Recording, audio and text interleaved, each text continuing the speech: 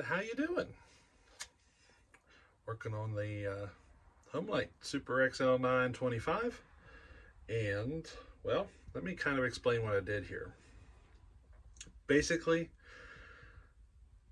I ported it further than what I would normally do. The reason is I usually take things up in steps until I'm at the performance level that I like. But this time I took it to where I feel like it's probably going to be too far. And then I'm going to find out if it is too far. And then, you know, if it doesn't work, then I'll just pull it back some. So I raised the roof and exhaust more than I normally would. I did, you know, everything a little bit more than I normally would. So I'm going to find out what happens. Now, I didn't build a muffler for it. I'm just using the stock muffler. Didn't even gut it or anything. That screen is kind of, I think it's brazed in there or something, welded in there or something, because it didn't want to come out at all. So, you know, I just I put this all together, and, you know, we'll see. I am using the aftermarket reeds that I found, and I was able to modify everything to work. So we're going to give that a whirl and, you know, see what happens. She's right here. She's all together. We're going to fire it up here in a minute. Well, hopefully it fires up.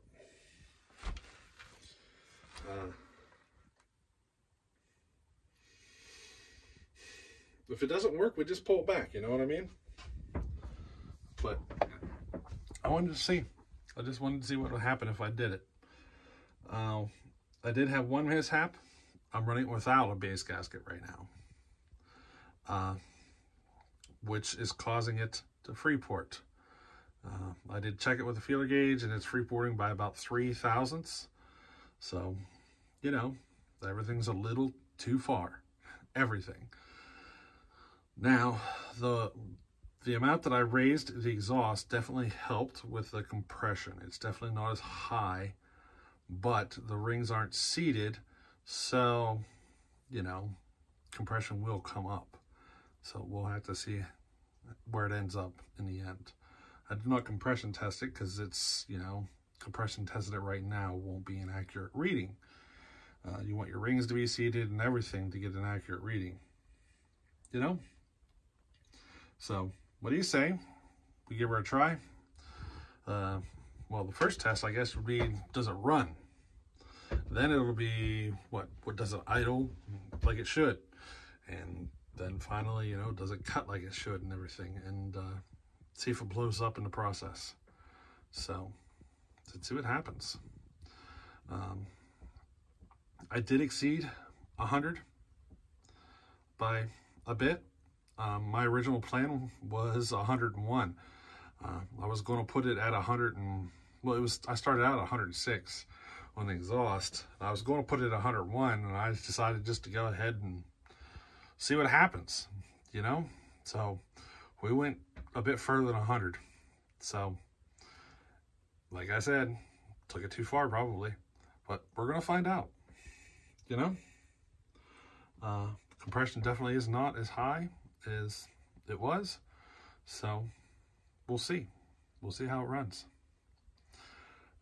So what do you say we see if we can get this thing started? Alrighty, let's see what happens.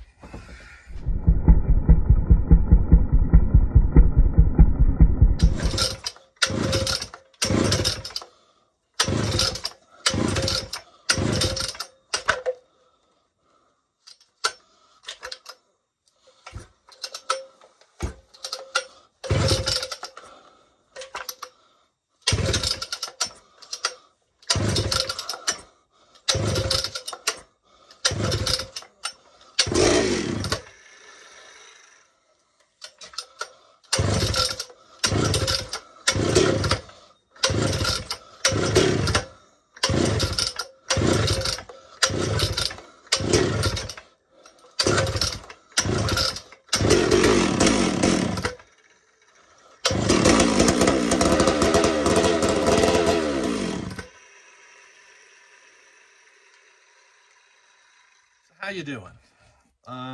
This is actually several days later. I decided to just wipe out the second half of this video and just kind of cut you in right now.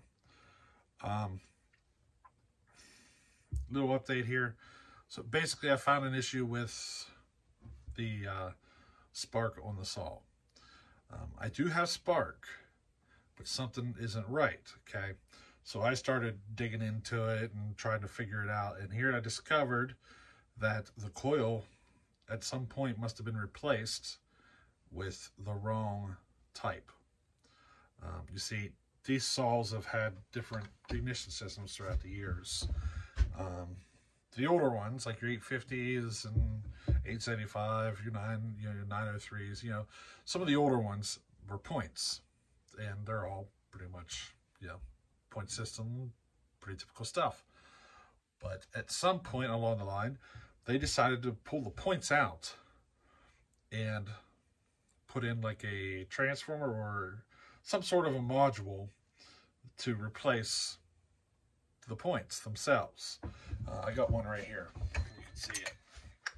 So you got this little round thingy here that replaces your points.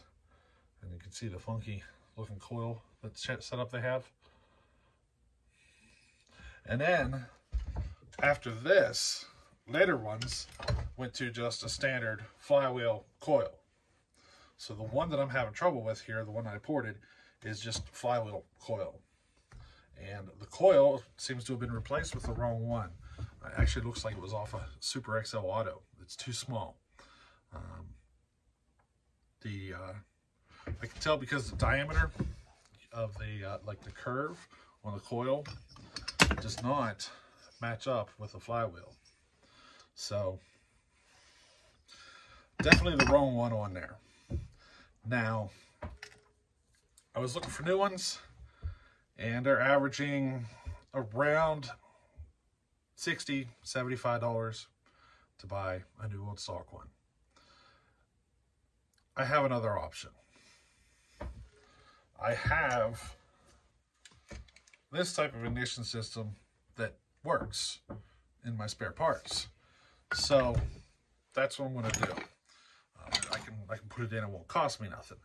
But I'm going to run into an issue because these ones here, the keyway position for the flywheel is a different spot. They're timed a little differently. So the only way to get it to work is to replace the whole crankshaft, which means I'm going to disassemble the saw all the way down, put another crankshaft in it, and bring it all the way back up. I'm just going to do that because I have the parts to get the saw running without spending any money. And this is something, you know, experimental, so I don't want to put a pile of money into it, you know what I mean? So that's the route I'm going to go. It's just going to take a lot more work. Aren't going to be able, yeah. Sorry, we're not going to be able to see it running today, but, you know, it is what it is. I don't have any of those other coils to get it running. It just so happens the only saw I have with that coil is the one that I ported. Go figure, you know? So much fun. Now, something else I want to show you. The Poulan 245a that we ported for Simple Man. I've been basically like testing it for reliability. Let it sit, start it, all that stuff. And sometimes it doesn't want to start. I've been noticing, like right now, I have it sitting here. There's an air bubble in the fuel line. So I have a feeling the carb is leaking off. And it's not drawing fuel like it should be. That's what I'm thinking.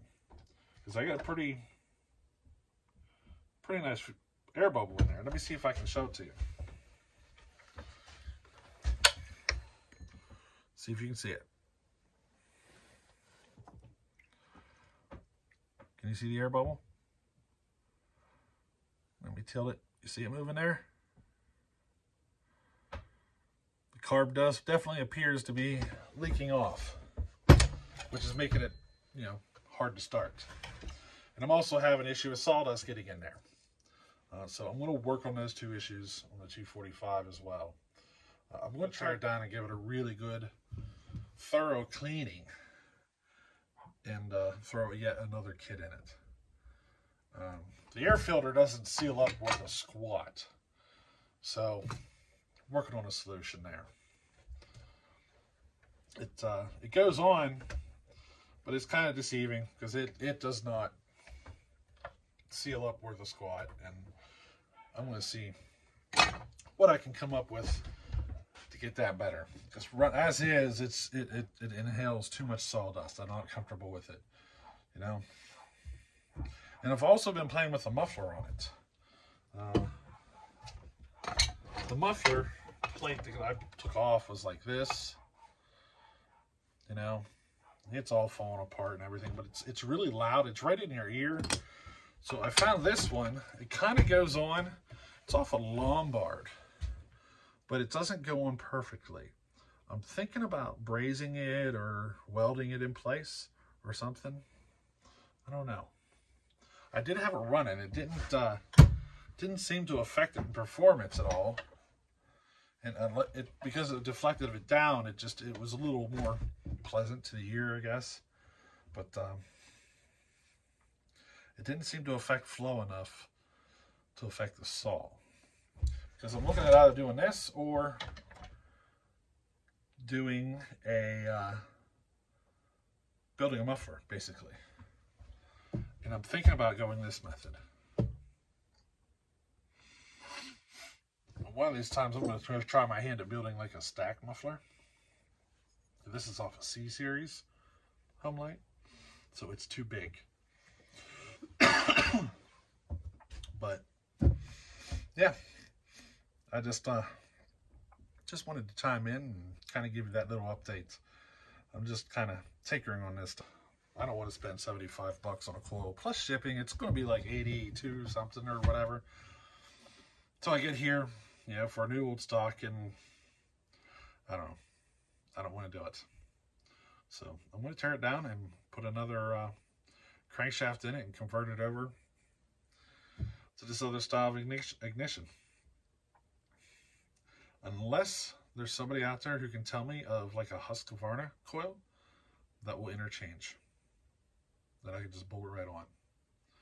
So that I'm curious about, because I know there are some that you can bolt on to some of these Homelites and they'll work perfectly. I've seen it for like the 130s and such, but I've not seen one for the 925. So if any of you know of a Husqvarna style coil or something similar that will bolt right on and I can just go with it, great, let me know. But otherwise, I'm throwing a crankshaft in it and converting it. So that's where I'm at. Alrighty, so hey, we'll catch you on the next one. Later.